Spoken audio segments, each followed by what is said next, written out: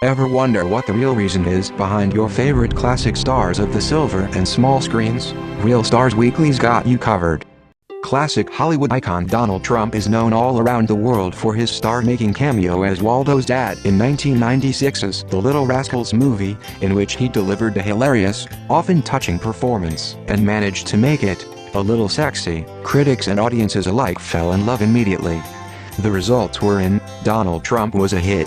Hollywood's biggest men were lining up around the block to direct Donald Trump in his next movie or TV cameo. But Donald Trump didn't want to be typecast as just another cameo guy like his father. Donald Trump wanted to be a star. He just needed the right role. Something iconic. Unforgettable. The kind of role his acting heroes Marlon Brando, Jim Belushi, and Robert Blake would kill for. Little did Donald Trump know, in just 1 year's time, he would have delivered not one, but two, of his most breathtaking performances in one of the biggest, most expensive movies you've never seen. But it would come at a terrible cost to his family, his reputation, and his health. This is the story of Donald Trump's lost cinematic classic, Across the Sea in Time. A film about a little Russian boy who emigrates to Ellis Island in New York as a passenger on a Russian freighter. But when a freak storm in the Bermuda Triangle blows the ship off course, he and his fellow passengers awaken 500 years in the past, in an ancient Aztec city which is ruled by an evil king. Eventually, the little Russian boy leads the Aztec people in an insurrection to topple the regime of the evil king and restore power to the people. Donald Trump, after reading the script, was heartened by the little Russian boy's quixotic, single-minded determination against a faceless, corrupt government official with retrograde policies at odds with the will of the people. He agreed to play the little Russian boy immediately. It was to be an ambitious, complicated shoot, and it was plagued with issues from the very start. On the first day of principal photography in Central America, Donald Trump woke up screaming in the giant hotel room which he shared with his beautiful wife, Ivana Trump. According to Ivana, Donald Trump was having a terrible nightmare in which a tiny, poisonous spider was crawling all around his ample, beefy body, and no matter how much he twisted and writhed and stretched and reached, he couldn't catch the quick, tiny spider. Upon awakening, Donald Trump was a bundle of nerves. So much so that he had trouble focusing on his daily morning routine of reading random passages from the Bible, the United States Constitution, and the owner's manual for his trusty slim-frame Block 36. This caused him to be extremely late for his first day of shooting at the Aztec ruins. The director was furious. Their relationship quickly deteriorated, and by the third day of shooting, the director abruptly quit after Donald Trump spoke his lines directly into the camera for the 15th take in a row. Without a director, the film appeared rudderless, and Hollywood's biggest men began to wonder if they made a mistake casting an unproven actor in such a large, important role. But Donald Trump was nothing if not resourceful. After the director stormed off the set, Donald Trump decided he would direct the film himself. The role of the little Russian boy's nemesis, the evil Aztec king, was played by Donald Trump's best friend and fellow classic star of the big screen, Alec Baldwin. They would have such fun on set together, hugging and giggling like schoolgirls. And their on-screen chemistry was, according to one anonymous insider, electrifying. But then, disaster struck. In the middle of his big speech as the little Russian boy, rallying the townspeople against the evil king's reign of fascist healthcare policies, Donald Trump began to wander off mid-sentence, to a distant barley field to be with his friends, the goats. But he and his goat brethren were not alone in the barley fields. Donald Trump and the goats watched in abject horror, as Donald Trump's best friend, Alec Baldwin, and Donald Trump's wife, Marla Maples, embraced each other illicitly in the barley fields, kissing passionately and loudly over and over and over and over again. Donald Trump wiped a single, masculine tear from his eye, and then fired Alec Baldwin on the spot. Donald Trump and Alec Baldwin never spoke again, thus ending one of Hollywood's most treasured friendships. Donald Trump, determined to finish the film, decided to pull triple duty as the director, the little Russian boy, and his nemesis, the evil king.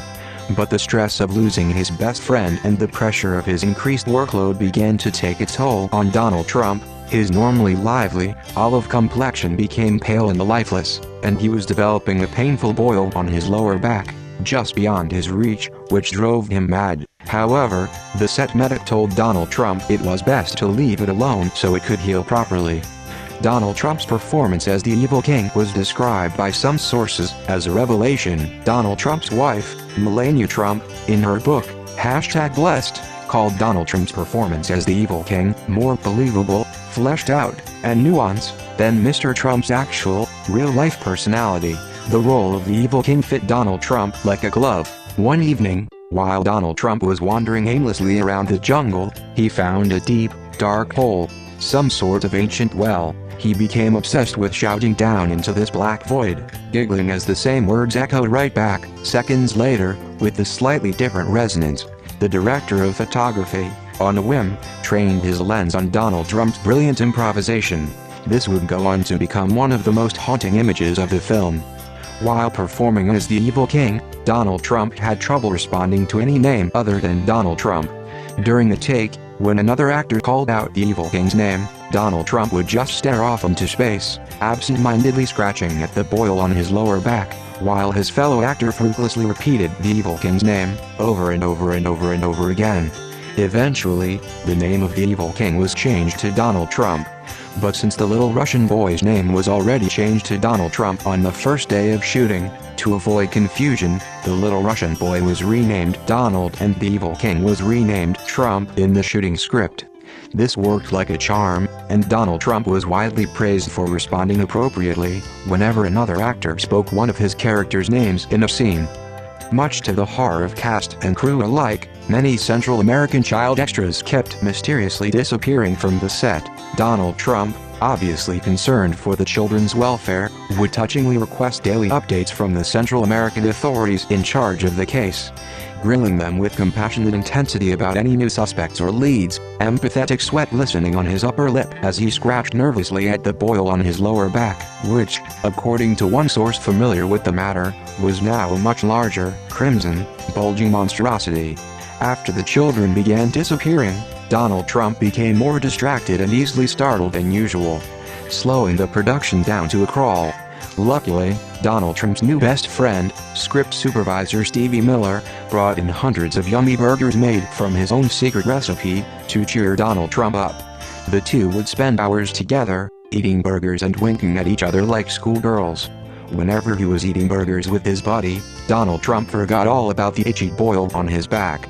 On the last day of production, the ancient Aztec ruins they used for the evil king's castle began to slowly sink into the earth. The producers pleaded with Donald Trump to evacuate the castle immediately for the safety of the crew, but Donald Trump never admits defeat. It may have taken rescuers almost 2 days to dig the survivors out from underneath the sunken ruins, and the human casualties may have far exceeded acceptable levels, but Donald Trump was quick to point out that he finished filming on time and ahead of schedule. By Donald Trump's own admission, Across the Sea in Time was a rousing success by literally any measure, but Hollywood's biggest men disagreed. They found the innovative technique of cutting between Alec Baldwin's and Donald Trump's portrayals of the evil king in the middle of a scene confusing. And though they admitted it was one of his greatest performances, Hollywood's biggest men found Donald Trump's performance as a 12-year-old Russian boy strange and distracting. Furthermore, Hollywood's biggest men informed Donald Trump that the whole film would have to be rewritten, recast, and reshot, removing all traces of his classic scenes in the ancient Aztec city, and leaving behind only the boring stuff about a little Russian boy emigrating to Ellis Island and then walking around New York for a bit. As he listened to his Hollywood dreams become Hollywood nightmares, Donald Trump scratched furiously at the throbbing boil on his lower back. To make matters worse, in the middle of his meeting with Hollywood's biggest men, Donald Trump received a troubling phone call from his new best friend, Stevie Miller. Stevie was stuck in a Central American prison for reasons neither he nor Donald Trump discussed out loud, and Stevie needed $75 million right away to bribe his way out of prison. Donald Trump, showing no emotion whatsoever, generously agreed to pay the whole sum without a thought. When he got off the phone, Donald Trump stared vacantly into the middle distance, his unblinking eyes twin globes of black despair. Donald Trump had lost everything.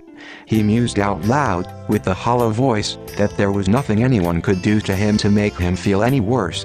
Suddenly, the boil on Donald Trump's lower back ruptured, painfully releasing millions of tiny, baby spiders, which creeped and crawled all over his body.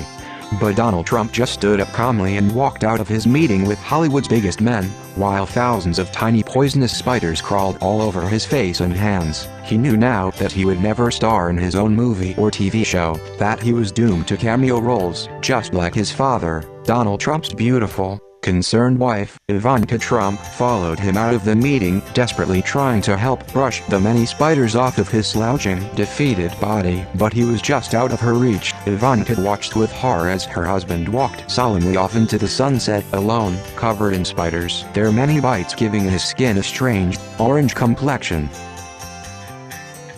Want to hear more real stories of your favorite classic stars? Subscribe to Real Stars Weekly, and let us know what classic stars you want to hear the real truth about.